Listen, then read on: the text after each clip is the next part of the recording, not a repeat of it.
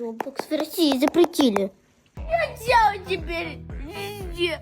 Русија официјално го блокираше пристапот до Roblox. Но зошто? И што всушност значи ова? На 3 декември медиумскиот регулатор Роскомнадзор објави национална забрана на Roblox во Русија. Блокирањето ги засега сите корисници во Русија, што значи дека играчите повеќе не можат да се приклучат на игри или да разговараат. Кремљ доби многу писма со жалби од деца, потврди портпаролот Дмитрий Песков. Роскомнадзор го обвини Roblox за дистрибуција на екстремистички материјали и ЛГБТ и пропаганда. Роскомнадзор исто така наведе несоодветна содржина што може негативно да влијае на духовниот и моралниот развој на децата. Но корисниците не беа убедени.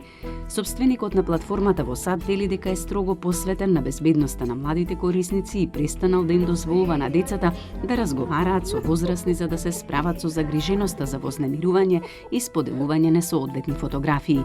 Исто така има тимови за модерација, се вели, и соработува со експерти за спроведување на законот и безбедност на децата.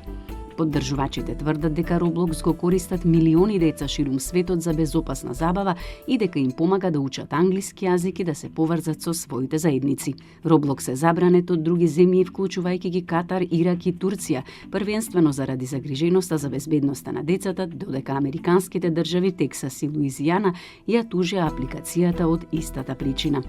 Оваа забрана е дел од поширок модел. Во последните месеци Русија исто така блокираше или ограничи други апликации и платформи како што се Snapchat, FaceTime, WhatsApp, Telegram и YouTube под различни изговори.